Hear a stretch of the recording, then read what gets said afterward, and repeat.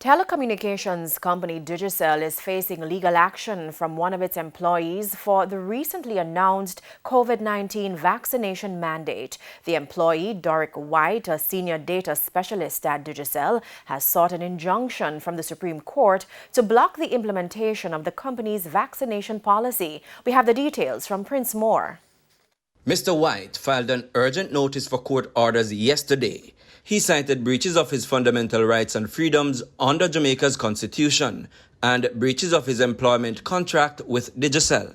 Mr. White, who has been an employee of Digicel since September 1, 2015, is seeking a declaration from the court that the company's vaccination policy is in breach of his employment contract. He wants to obtain the injunction to, among other things, prevent Digicel from implementing the policy, withholding his salary, demoting him, or taking any action that would have an adverse effect on his employment, or firing him for not complying with the vaccine mandate. Digicel imposed its vaccine mandate policy for its workers in September. It gave employees until October 15 to get vaccinated or be required to prove through provision of PCR test results every 2 weeks that they do not have COVID-19.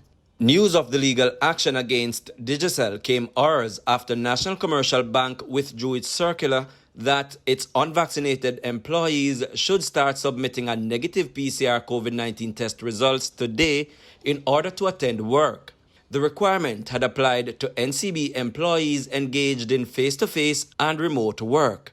The NCB Staff Association said it could not guarantee normality at the bank if it implemented the policy ahead of a meeting at the Ministry of Labour to discuss the matter. Prince Moore, TVJ News.